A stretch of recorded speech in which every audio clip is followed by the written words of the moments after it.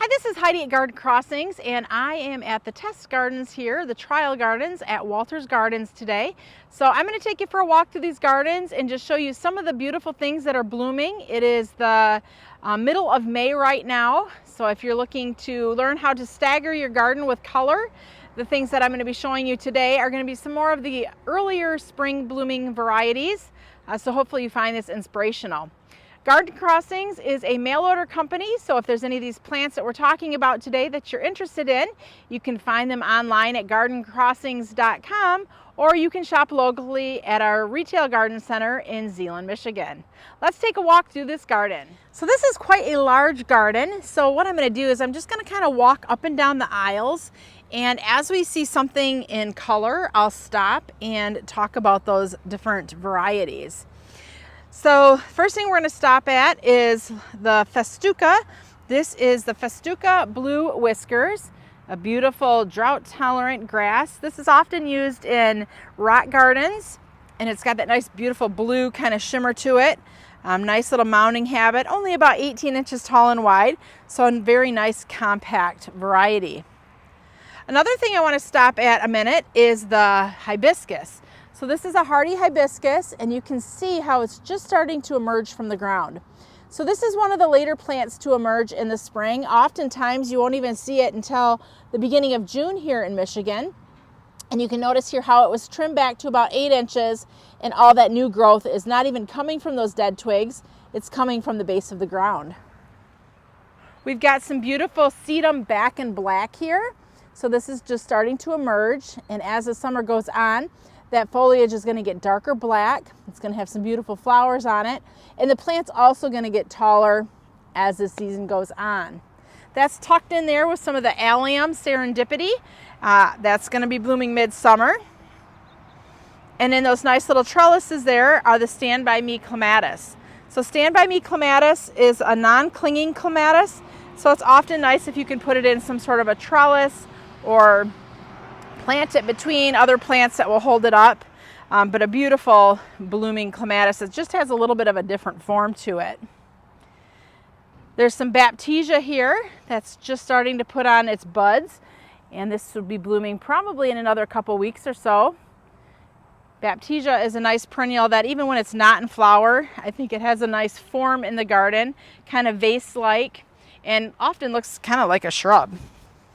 Here we have some salvia. This is a back to the fuchsia salvia, and it's just starting to put on its buds and just starting to show a little peak of color, kind of that beautiful pink and purple bicolor bloom. Once this fully emerges, it's going to be just a nice mounding perennial. It's about 18 to 22 inches tall and wide, so a nice spring bloomer. You can trim it back and have additional blooms throughout the summer, but its spring bloom is usually the most prolific. Another great perennial that's going to be blooming shortly is the Amsonia string theory. It's got that nice, really thin, fine needle-like foliage. It's going to have beautiful blue blooms once it starts flowering. And this plant gets great fall color with shades of yellow and orange. The next little splash of color is from the Heuchera cherry truffles. You can see that nice kind of orangey burgundy color that's planted in with some of the low-growing sedum. And then in the back there is some of the lemon squeeze penstemon just starting to emerge for the spring. The dark brown that you're seeing, that is just last year's growth, and then the new growth is starting to come through that. What we've done in our gardens before is if we're able to burn that old grass off, we'll do it. That way it burns right to the base. But obviously you can't burn in every location because you got to take things in mind like the fence behind it. You want to make for sure that that wouldn't get burned.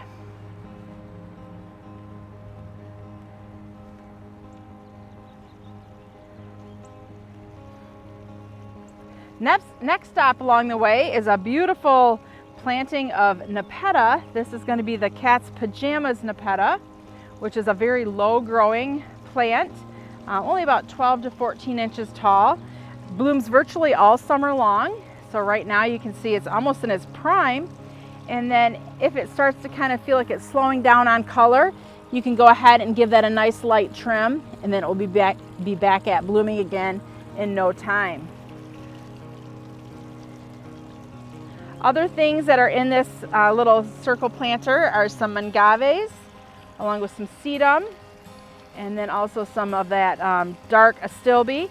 The name is not off the tip of my tongue right now, so it'll pop up on the screen the name of this new Proven Winners dark leafed astilbe.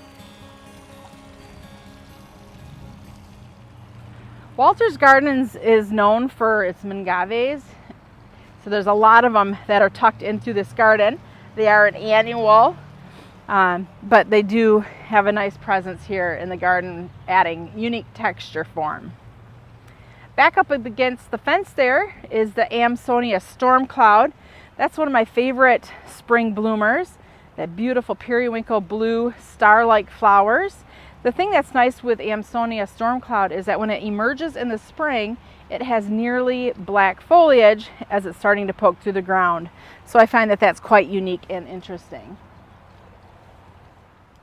Continuing on our walk here, the next thing that I'm seeing is some more of the salvia. This here is Salvia Pink Dawn, and it's just starting to wake up as well. Pink Dawn features bright bubblegum pink blooms.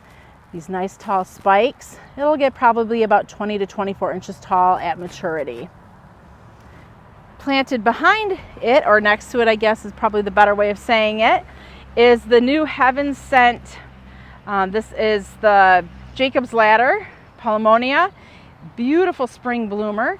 Heaven Sent is about 20 inches tall and about 24 inches wide. It's got really pretty fern-like olive green foliage, and then these nice periwinkle blooms.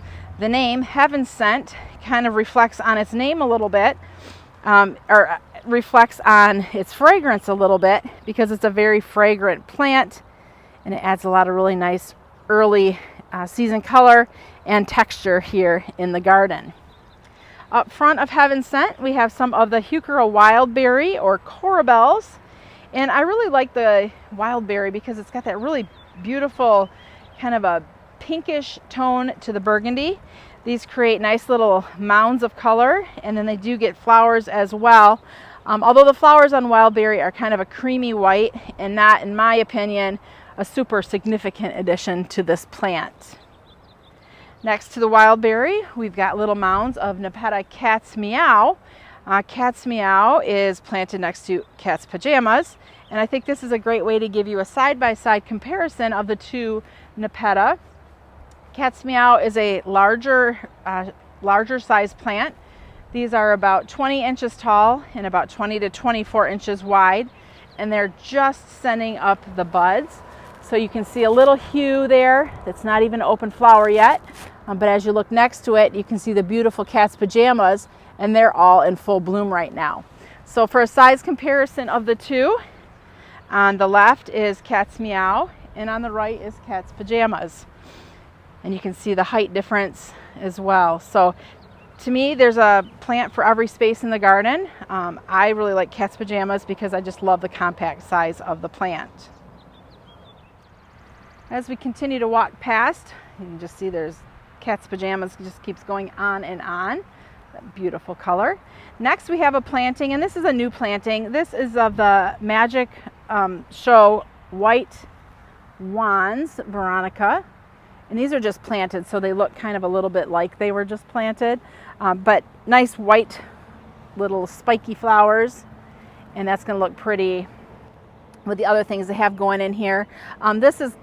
I believe this is more of a white garden, so like a moon type garden with the vanilla baptisia in the back there that's not quite open yet. And then the white profusion salvia up front, which also isn't open yet. And then the Firefly Diamond Achillea. So this will be really cool. I'll try to come out and get pictures of this once it's more all in bloom, just showing all the white going on. All right, we just took the corner and we'll see what's down this next row here. Some more Nepeta blooming. This is Nepeta Picture Perfect.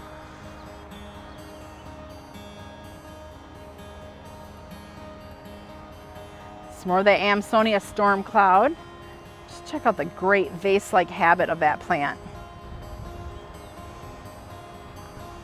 Making our way, we have some columbine blooming. Beautiful little blue and white flowers. This is a columbine blue jay. You can see some of the different plants in there blooming.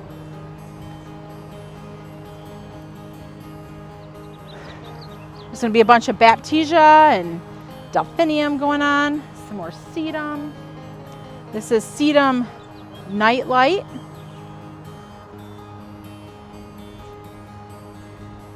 Beautiful planting there of the iberis, the white iberis. It's a nice ground cover plant, perfect for borders and such. The yellow and white you're seeing there, those are irises. I believe variegata is the color. That's going to have the purple flowers that smell like grapes. In the background there, that yellow you're seeing, that is the Euphorbia bonfire. That's another great plant, nice compact mounting habit. The yellow you're seeing are the flowers.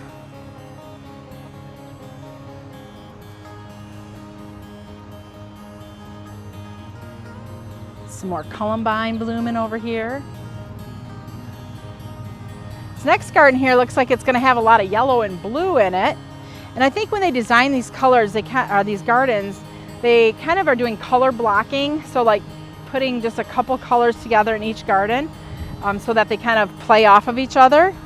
We'll see if that's how it continues to look as the summer goes on, but I'm pretty sure that's what I was told at one time, is they're doing different color blocks in the garden.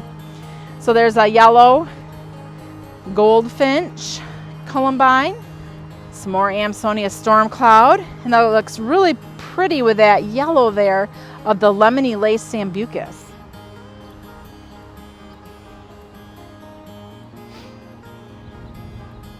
A little bit of phlox up here, bedazzled orchid. Beautiful tree peony there in the background starting to bloom. Let's just see if we can take a closer look. I love the motion that these tree peonies have in this garden, just being the size of them.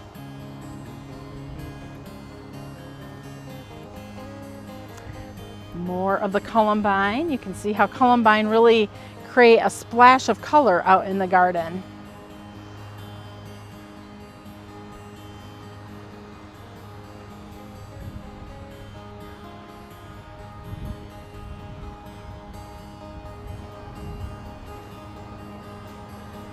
The next little color, what is this here?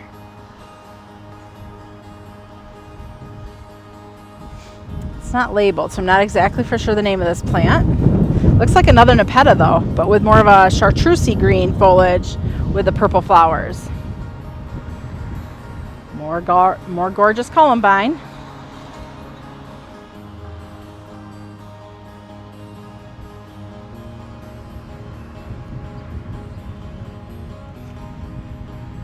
Now we're going to make our way through kind of more of a shadier patch in this garden.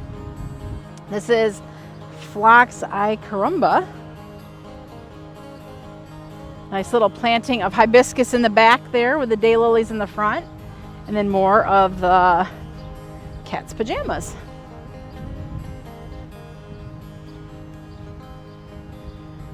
So there's a lot of little fun hostas planted in this garden. This garden has been reworked over the last year or so.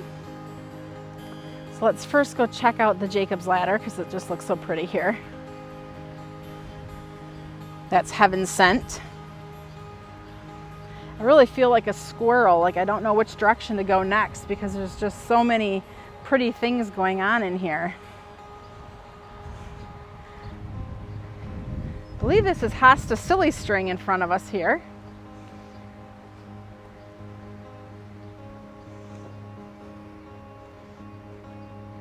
Quite a huge planting of whatever it is. That's Fire Island, the bright chartreuse there in the background. Got some beautiful Brunera here. says it's sterling silver for the color, along with more of the euphorbia bonfire. So that just gives you a little taste of what a shade garden can look like. They've lined it here with more euphorbia bonfire. Beautiful bloomerang lilac there in the back is in full bloom right now. That looks absolutely amazing. So I think this will be the end of the tour for this garden. We'll head over to another area and see what's blooming over there. So this garden here is a shade garden, but it also is getting a little bit of sun. So I would say it's probably more considered like a part shade garden. Some of the plants that are featured here, off to the far left, that's the Nepeta cat's pajamas. There's some hellebore right underneath that tree. Then we've got these beautiful hosta wee with their kind of wrinkly and crinkly leaves. Beautiful little splash here of the phlox. This is Rose Sprite. Behind Rose Sprite, you can see the beautiful foliage there of the Heuchera I Spy. That's going to get some little pink bottle brush looking flowers on it as they continue to grow. They're just starting to open up a little bit right now.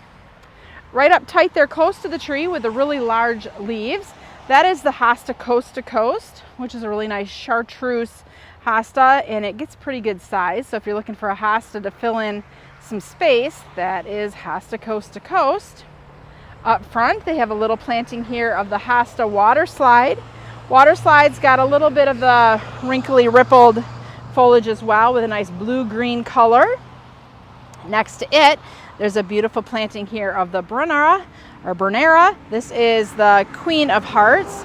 Great variegated foliage, and in the spring, which it is right now May, beautiful periwinkle little blooms that just really nicely blow in the breeze.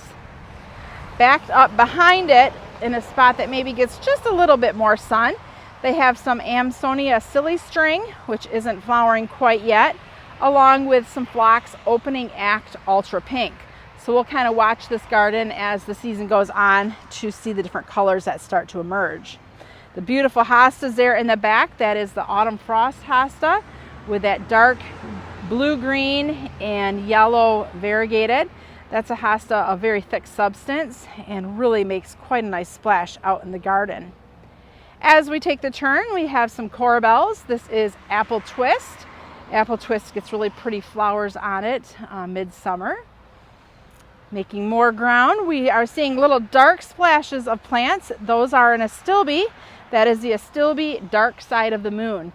So that will be getting flowers on it once we get more into summer. But right now it's got the beautiful kind of burgundy, ferny, lacy-ish looking foliage. And that's sprinkled along with some of the Miss America hostas. Quite a nice little grouping here. I really love how they kind of intermingle. There's a lot of plants going on here, but they kind of pair up two different ones and then intermingle them back and forth. In the back of this garden, the large hostas you're seeing, those are the hosta Woo La La. So if you're familiar with hosta Woo, which I'll be showing you in a minute, this is a variegated version of that. This plant can get about 4 foot wide and 4 foot tall. So it is a monster, so make sure you have plenty of space if you're looking to plant that in your garden. We've got these beautiful ferns up front. These are the crested surf ferns. The thing I think that's neat with these is let's go in and take a closer look. So they've got that silvery green foliage with the burgundy. But if you look at the tips of all of those plants, they kind of have like a little tuft on them. It's really kind of a unique habit and texture in that fern. Continuing along, we have some more hosta. Actually, let's back it up just a touch to right here. This is the Voices in the Wind hosta. This garden is fairly new. I believe it was only planted last year. Some of these plants have been in here longer, but a lot of these are pretty young plants, so they're not at their full mature size yet. Some more hosta water slide as we kind of make our way down the path, paired with the Aruncus Chantilly lace. This is going to get really pretty white flowers on it once it starts to bloom. And they have that nestled in here with some more of the really bright and bold Autumn Frost hosta. In the back is Empress Woo, which is planted next to Woo La La. So that way you can see the two different colors of foliage. I'm going to try to get a side by side. So off to the far left is the Woo La La, And right in front of us is the Empress Wu. Those are super big leaves. So if you're into making like the cement bird baths where you take large leafed plants, that's a great plant to make a bird bath out of, using the leaf to create texture. Up next to the pine tree is the Hosta Hudson Bay. Those are just starting to uncurl here, so they'll continue to fill out and get larger as the summer goes on. Making our way around this bed, we've got some of the Heaven Sent Palimonium or Jacob's Ladder, a great fern-like foliage, and that bright purple just is really standing out in the garden here, especially in like your little bit more shadier places. I'll back up so you can kind of see a full view of the space. There's a lot of beautiful color and texture going on. Let's continue around this bed so we can get the full picture of what's going on. Hope Springs Eternal Hosta. These are a lot of the newer hostas, so they're just really small yet. So it'll be fun to watch as they continue to grow. Hosta Seducer right up front. Tucked in there next to the tree is the Corabels or Heuchera Peachberry Ice. So it's real important when you're putting your gardens together to include color and texture and things that just play really nice off of each other. Here's some more of that Heaven Sent. Very fragrant, as the name implies. So this is a very young planting because you can see that they've been digging in here. So I'm not sure what this stuff is yet. It's not labeled, so we'll see as the labeling happens. I hear some cherry truffles, Heuchera. Nice kind of burgundy with the pink undertones. Hosta Love Story was just planted there. And then there's another little one. Some more of the Corabels. These ones aren't, there's not a tag, so I'm not sure which these are. More gorgeous Bernera. That periwinkle flower just really pops in the shady garden here. So for those of you who have shade gardens or part shade gardens, hopefully this gave you a little bit of inspiration as to what you can pair together to have beautiful colors in the shade. This is Heidi from Garden Crossings.